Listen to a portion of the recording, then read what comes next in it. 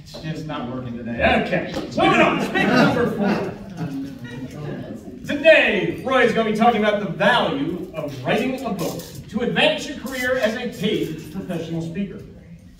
He will be talking principally about a book that you should have in your library, titled In Her Own Voice by Jennifer McCullough. Please join me in welcoming Toastmaster Roy Scherer with his speech. Do you have a book in your near future?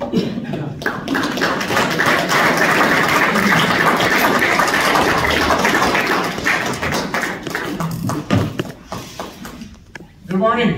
Good morning. Good morning, Roy. About 5 years ago, I was talking with my daughter and I said, Jennifer, you ought to write a book. A book. Yeah. You've been in the business of human resources, team building, leading in corporations, starting as an apprentice in Coca-Cola, moving through 2 or 3 well-known companies in this area. You've got hundreds of stories. You worked in South America, you worked in Europe. You've got, tell your story, tell your story. And she said, I don't have anything, so Dad. I didn't keep pestering her, but I bring it up from time to time. Finally, she said, maybe I'll go. So she started 3 years ago in writing a book. It took 18 months. 6 months for writing the book, 6 months for editing, the publisher, and 6 months for promoting it. It's a long haul. She'd get up at 5:30 in the morning every day for a year or so and do her writing. This is including weekends, vacations included. Now, my point here is not to talk about my daughter. Have I done that so far? Of whom I am very, very proud. But to get you thinking about, is there a book in your future? Now, why would you write a book? Well, we all have stories to tell. People will be interested in your story. Another reason will be I just stories. How many of you here would like to become, at some point in time, a professional paid speaker? Okay, it's understandable. One of the best ways to do that, by the way, is to write a book. It becomes your calling card. Moving ahead, 2 months ago, my daughter's book was published, and it's In Her Own Voice by Jennifer McCullough. Her name is. And it's written, it says, A Woman's Rise to CEO. She's now a CEO of a company in Boston. Overcoming hurdles to the change of leadership. Now, overcoming hurdles to change the face of leadership.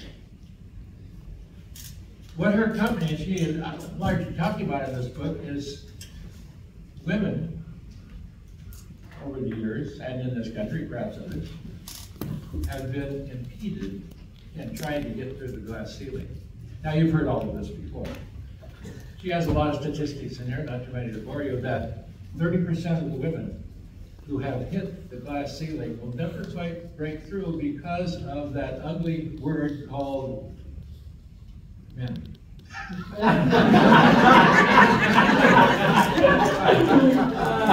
Now, it's not an incriminating book about men, but it's really a how-to book and an autobiographical story about how I broke through the glass ceiling and became a CEO of a $50 million company with 55 employees. It's a great story. It's a great read. You ought to buy it.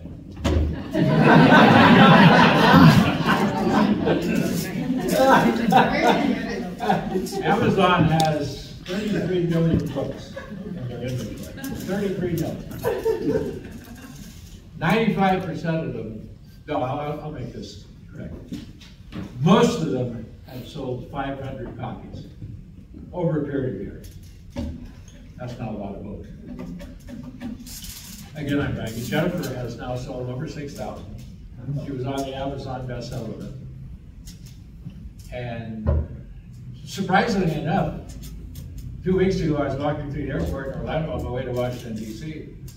And there, in the airport bookstore, was, in her own voice, Jennifer McCullough. I almost passed out. I took a few pictures.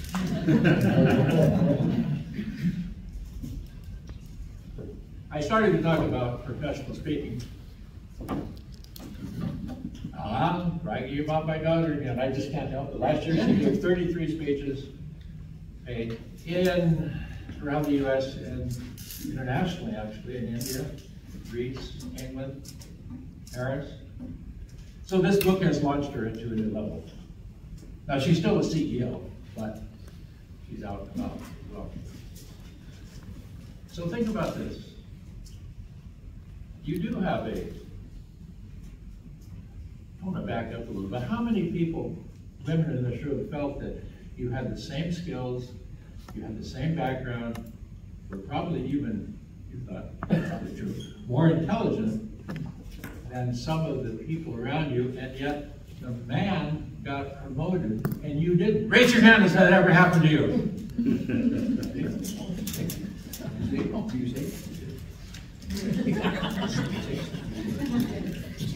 Again, this is not a man. In fact, in the last chapter of the book, she talks about essentially about men and women must work together.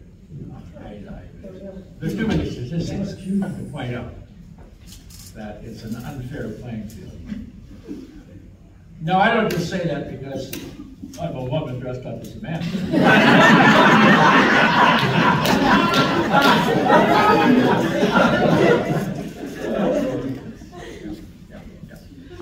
You all have a story to tell. People want to hear your story.